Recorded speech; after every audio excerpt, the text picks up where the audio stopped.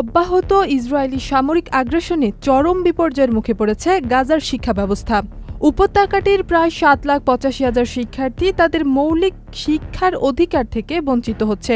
গাজার উপশিক্ষামন্ত্রী ডক্টর খালেদ আবু আল নাদা এই পরিস্থিতিকে গাজার ইতিহাসের সবচেয়ে অন্ধকার অধ্যায় হিসেবে বর্ণনা করেছেন।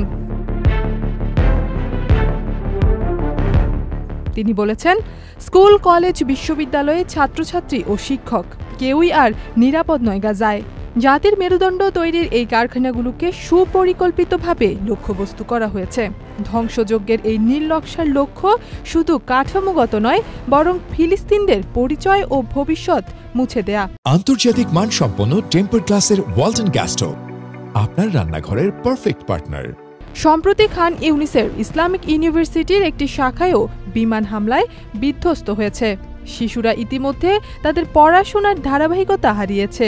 এই যুদ্ধ শেষ হলেও তাদের আর ফিরে যাওয়ার মতো কোনো স্কুল অবশিষ্ট থাকবে না। এতে অন্ধকারে ডুবে যাচ্ছে একটি প্রজন্ম।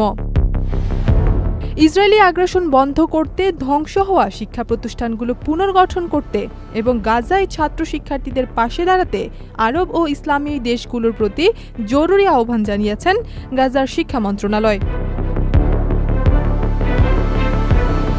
এছাড়া মন্ত্রণালয় আরও বলেছে, গাজায় শিক্ষাকে রক্ষা করা শুধু নীতিগত দায়িত্ব নয়, এটি একটি মানবিক কর্তব্য যা ফিলিস্তিনের ভবিষ্যৎ রক্ষা করার জন্য অপরিহার্য। তা সত্ত্বেও শিক্ষা মন্ত্রণালয় বিকল্প উপায়ে শিক্ষা চালু রাখার চেষ্টা চালিয়ে যাচ্ছে।